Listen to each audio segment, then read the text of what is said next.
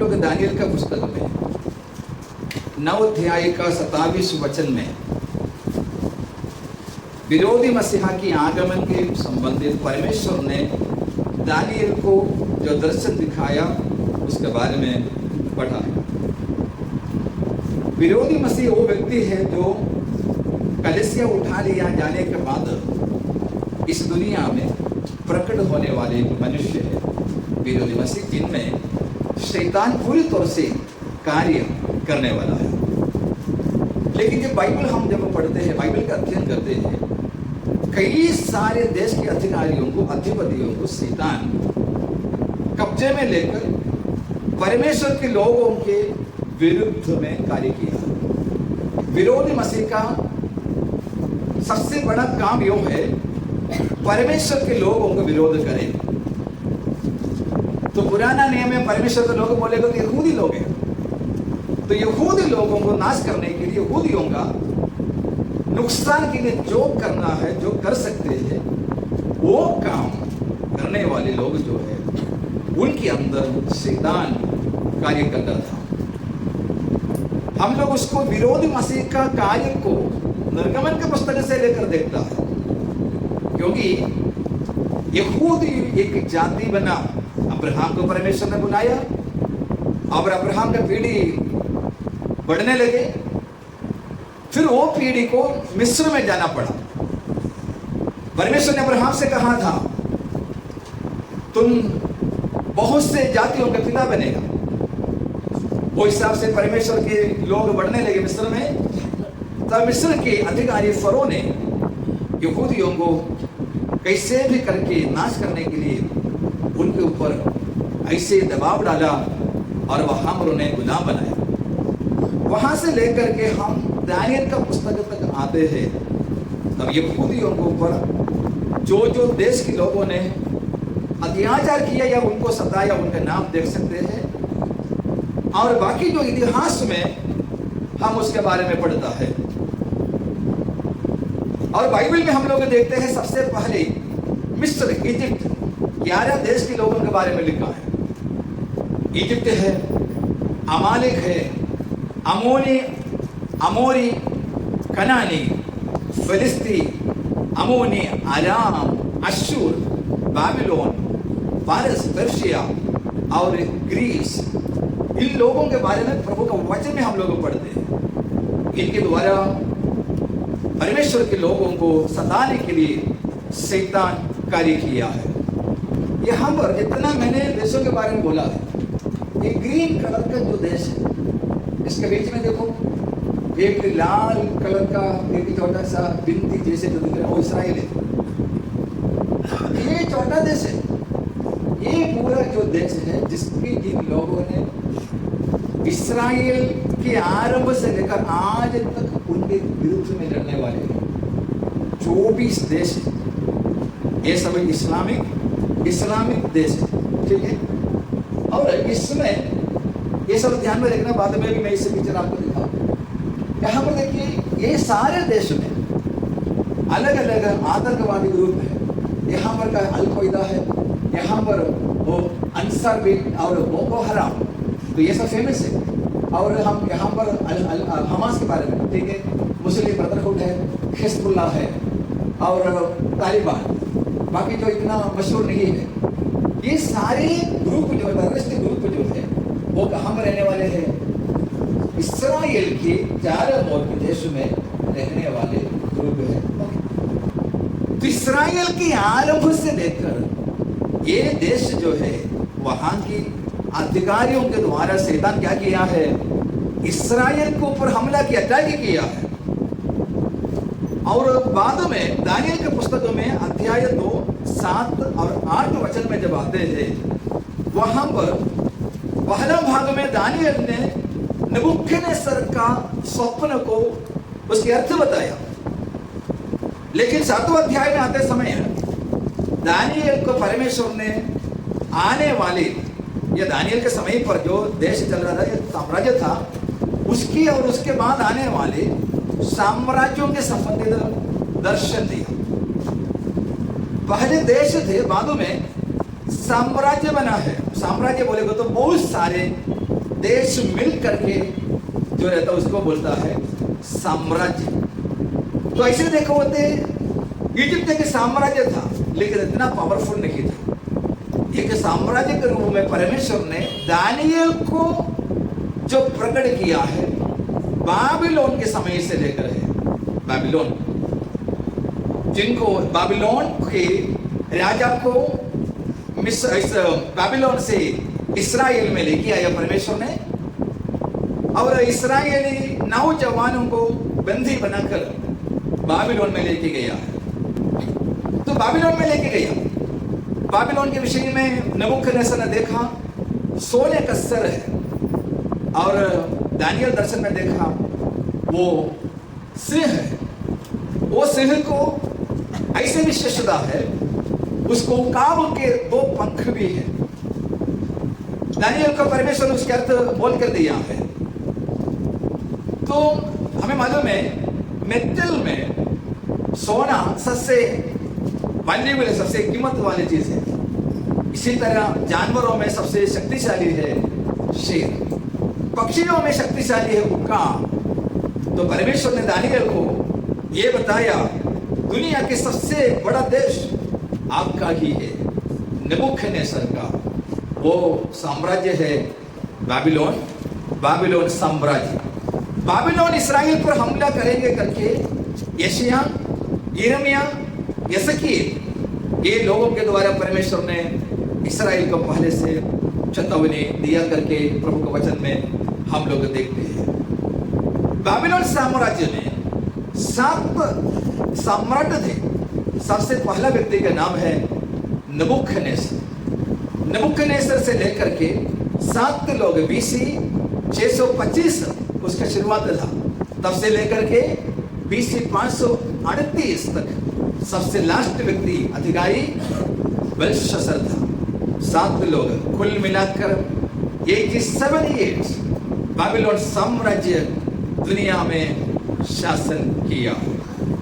बाबिलोन की समाप्ति ऐसे हुआ, परमेश्वर के लोगों को परमेश्वर के दास यिर्मयाह के द्वारा प्रभु ने वाचित किया, तेरे लोगों के लिए 70 साल में ठहराया हो। पिछले 2 हफ्ता पहले 70 सप्ताह के विषय मैंने बताया था। 70 साल जब पूरा हुआ, दानियल और यहूदी लोग प्रार्थना करते रहा, परमेश्वर ने कार्य किया, बाबिलोन साम्राज्य की समाप्ति हुआ। बेलशस्सर राजा को मार दिया, और उसी रात को दारियस खुसरो राजा का, पारस के राजा, पर्शिया के राजा साइरस, खुसरो का चाचा था दारियस। खुसरो ने क्या किया? बाबिलोन के ऊपर हमला किया, बाबिलोन को अपने अधीन में लाया है, और बाबिलोन में दारियस को गवर्नर के रूप में नियुक्त किया है। लेकिन वो बाबिलोन अभी पर्शिया की या पारस के अधीन में आया, मेदिया और पर्शिया। दानियल ने देखा अब नबूकदनेस्सर का सपने में छाती और दोनों हाथ, बोलेगा तो मेदिया और पर्शिया। दानियल को परमेश्वर ने दिया हुआ स्वप्न में या दर्शन में, दानियल ने बकरे को देखा और मेंढे को देखा, और इसका सीख वो सारे बातों को विशाल रूप से दानियल का पुस्तक 7 और 8 अध्याय में हम लोग देखते हैं। तो पर्शिया की ये जो बादशाह है, ये सम्राट जो है, वहां पर दानियल के पुस्तकों में देखता है, वे दानियल ने देखा कि एक भालू को देखा, एक भालू जिसके मुंह में 3 फसलियां वो पकड़ा हुआ है। साइरस राजा ने, साइरस बादशाह ने अपने समय में 3 देशों को कब्जा किया, वो है लिदिया, इजिप्ट और बाबिलोन। बाबिलोन के बाद मेदिया और पर्शिया का समय था, वे लोगों ने लंबे समय तक शासन किया है। तीसरा जो हम वचन में देखते हैं, इसके बाद आया है अलेक्जेंडर का ग्रीक साम्राज्य। अलेक्जेंडर ग्रीक साम्राज्य, मेडिया पर्शिया खत्म हो गया, ग्रीस सामने आया है। तो ग्रीक के विषय में हम लोग देखते हैं BC 336 में, BC 336 में अलेक्जेंडर की इस ग्रीक साम्राज्य का एक वे लोग प्रबल होने लगे। अलेक्जेंडर का 20 साल की उम्र में वो सम्राट बना है। 20 साल था अलेक्जेंडर। और उनके साम्राज्य के बारे में दानियल को नबूकदनेस्सर का सपने में और दानियल को दर्शन में भी परमेश्वर ने उनके बारे में बोल कर दिया। अब बाबिलोन, मेदिया, पर्शिया के समय में है एस्तेर का कहानी और नहम्याह का पुस्तक, ये सब पर्शिया के समय में था। अब ग्रीक साम्राज्य आया है। ग्रीक साम्राज्य में अलेक्जेंडर हमारी इंडिया तक आए, इंडिया का सिंध, पंजाब को भी अलेक्जेंडर अपने कब्जे में लिया। एस्तेर का पुस्तक हम लोग पढ़ते हैं, हिंदू देश लिखा है, तो अलेक्जेंडर के समय पर था। और अलेक्जेंडर 32 साल की उम्र तक जीवित रहा, 32 ईयर्स। उसके बाद अलेक्जेंडर यहाँ से जब यहाँ पर आया, इंडियन महासमुद्र को देखते हुए अलेक्जेंडर इस प्रकार से बोला था, अपने तलवार उठाया, अगर तू भी जमीन होते मैं तुझे भी अपने कब्जे में कर लेता था। तो अलेक्जेंडर यहाँ से वापस चले गए और उसको जोर आया, जोर बीमारी। 32 साल की उम्र में अलेक्जेंडर दुनिया छोड़ दिया। कितना भी बड़े शक्तिशाली व्यक्ति हो, बाइबल लिखा है हर एक मनुष्य जितना भी खड़े हो एक श्वास के बराबर है। इसलिए मनुष्य अपने शक्ति में, अपने ज्ञान में, अपने धन संपत्ति में भरोसा नहीं रखे। अलेक्जेंडर दुनिया के सामने एक पाठ है अहंकार करने वालों के लिए। अलेक्जेंडर के समय में दुनिया में एक बड़े बदलाव हुआ। अलेक्जेंडर के समय में क्या हुए, बाबिलोन इस्राएल को, यहूदियों को कब्जा किया और अपने देश को बढ़ाया। मेडिया पर्शिया आया, वे लोग भी अपने साम्राज्य को बनाया। लेकिन ग्रीस या ग्रीक साम्राज्य के समय में वे लोगों ने अलग तरीका किया। शैतान ग्रीक साम्राज्य को, अलेक्जेंडर को हाथ में लेकर या उनके उस साम्राज्य के जनरल लोगों को हाथ में लेकर बहुत ही बड़े काम किया, जो प्रभु के वचन के खिलाफ, जिसकी वजह से आज भी शैतान के कार्य जोर से हो रहा है। परमेश्वर ने अपने लोगों को, हमें मालूम है अलेक्जेंडर मरने के बाद उनके देश 4 भाग में बट गया।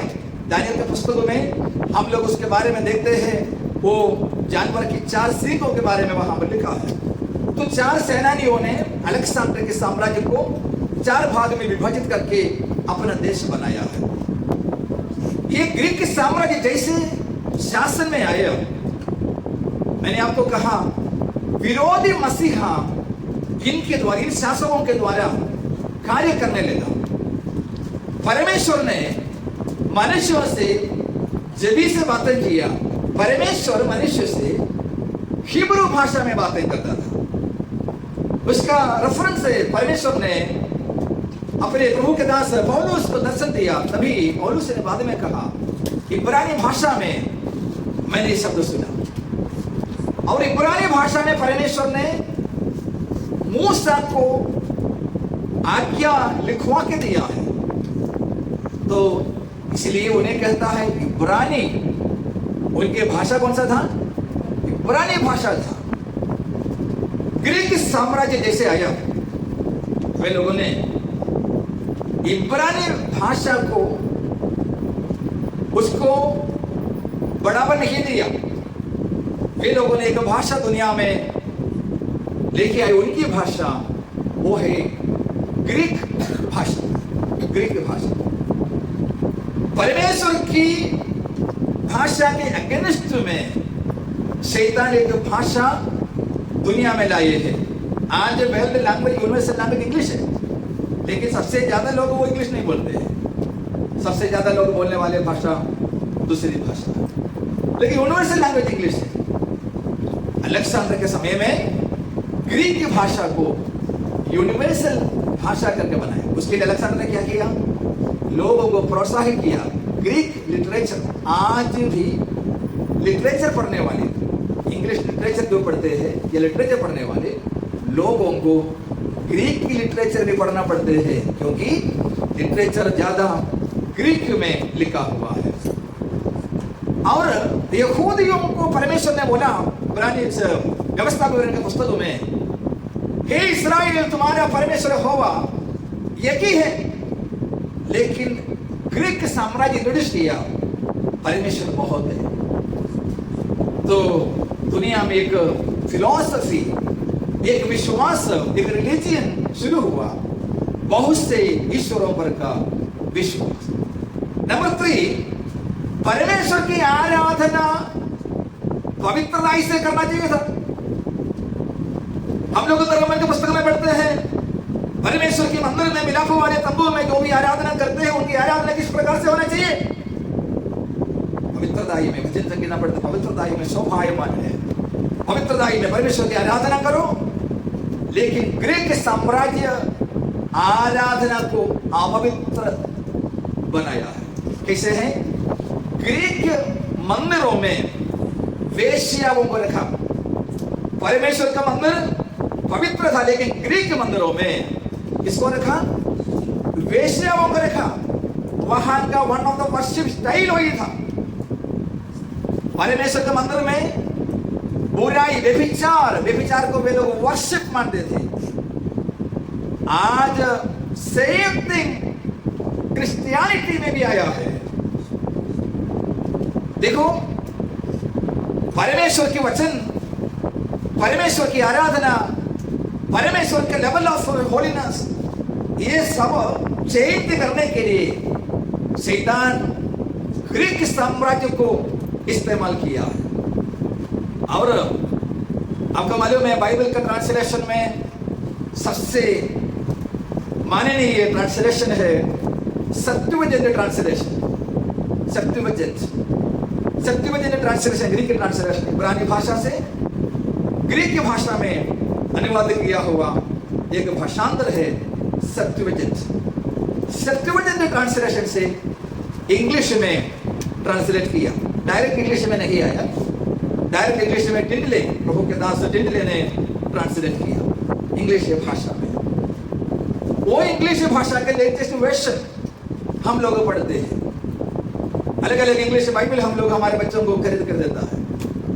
उसमें हमारे बच्चे लोगों को स्टार्टिंग में गुड न्यूज बाइबल, लेकिन वो बाइबल गुड न्यूज बाइबल नहीं है।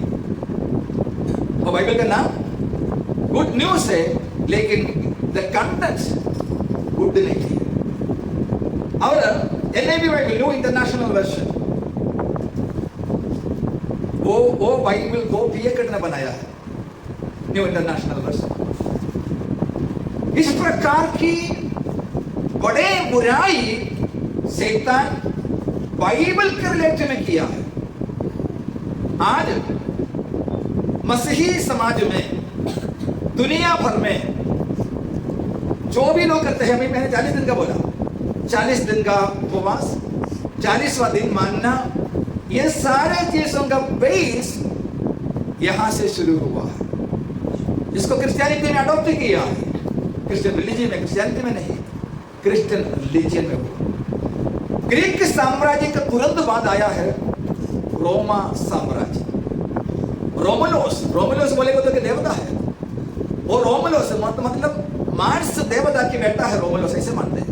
रोमुलस के नाम से रोम नाम रखा गया।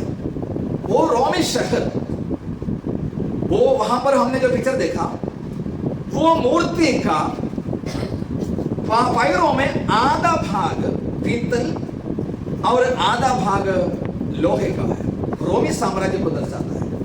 रोमी साम्राज्य में उनकी आइडियोलॉजी, रोमी साम्राज्य का बेस ग्रीक कंसेप्ट था, ग्रीक साम्राज्य का विश्वास था, ग्रीक साम्राज्य का रिलीजन था। रोमी साम्राज्य शक्ति में अपने साम्राज्य बनाया। इसके लिए कहते हैं रोमो ग्रेशियन, ऐसे बोलते हैं रोमो ग्रेशियन। ये सब हिस्ट्री पढ़ने वाले बच्चों को पढ़ने के लिए जरूर आते हैं। ये रोमो ग्रेशियन बोलेगा तो ग्रीक और रोम, ये दोनों साम्राज्य का मिला हुआ एक कल्चर दुनिया में फैलने लगा शैतान के द्वारा। वो कल्चर आज दुनिया में कितना प्रबल हुआ है। आज हमारा विश्वासियों का समाज में बाइबल के अध्ययन हम लोग कर रहा है। बाइबल की इब्रानी भाषा में से ग्रीक भाषा में फिर इंग्लिश में सब ट्रांसलेशन किया।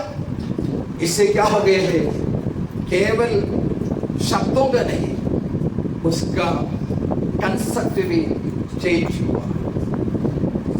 इसलिए मैंने सालों पहले आपको बोला हमारे बच्चों को इंग्लिश बाइबल दे दो, लेकिन हो सकता है इंग्लिश और हिंदी दोनों का, वो दोनों लैंग्वेज बिलिंगुअल लैंग्वेज का बाइबल यूज करो, क्योंकि इंग्लिश बाइबल से भी बेस्ट ट्रांसलेशन हिब्रू भाषा में, बाइबल के मूल भाषा में जो दिखता है हमारा वर्नाकुलर लैंग्वेज का है, मराठी, हिंदी और जो भी भाषा का है। शैतान कैसे आज हमारे पीढ़ी को ऐसा है, ये मॉडर्न वर्ल्ड में इन चीजों के ऊपर ज्यादा मन लग जाते हैं। ये किसका कार्य है? शैतान का कार्य है। रोमी साम्राज्य उनके पूरे शासन में इतना प्रबल हुए, आपको मालूम है इसका योजना किसके लिए था? एदन वाटिका में एक आवाज सुना था, स्त्री के संतान सर्प का सर कुचले। उस बात तो पूरा नहीं होना चाहिए, उसके लिए शैतान साम्राज्य को हाथ में लिया। अलेक्जेंडर के द्वारा परमेश्वर के वचन को भी बदल दिया पुरानी भाषा से, और एक देवता की एक ही परमेश्वर पर विश्वास को बदलकर अनेक ईश्वरों पर विश्वास डाला। रोमी साम्राज्य के समय में इतना प्रबल हुए और कहा कि रोमन काइसर को छोड़कर दूसरा कोई ईश्वर नहीं है, सबको रोमी काइसर की आराधना करना पड़ता था। शैतान इतने सामर्थ्य रूप में परमेश्वर की योजना को नष्ट करने का कार्य किया, लेकिन रोमी साम्राज्य के शासन काल में यहूदी लोग परमेश्वर से डरने वाले थे। प्रभु के वचन में हम पढ़ते हैं, कुछ लोग मुझे सदृश में है जो अपने वस्त्र को अशुद्ध नहीं किया है। हर जमाने में पवित्र लोग रहता है, हर जमाने में परमेश्वर को मानने वाले लोग रहता है। यहां पर भी हमारे बीच में भी गिने चुने पवित्र लोग रहता है। हम सब लोग स्वर्ग में नहीं जाएगा, परमेश्वर का वचन मानकर जीने वाले ही लोग। तो परमेश्वर के भय मानने वाले लोगों ने प्रार्थना करते रहे, क्योंकि वे रोमी गुलाम रोमियों के दबाव में इतना सड़ने लगे। ऐसे लोगों में एक कम्युनिटी, यहूदियों का कम्युनिटी है मकाबी लोग। मकाबी लोग फाइटर्स थे, वो सारे हिस्ट्री इतिहास में हम लोग पढ़ सकते हैं। वे लोगों ने अलग अलग झुंड होकर अलग अलग जगह में प्रार्थना की। अभी रोमी साम्राज्य यहूदियों की पूरी आशा टूट गया। यहूदियों का देश नहीं, यहूदियों का मंदिर नहीं, यहूदियों का अपना भाषा भी नहीं है।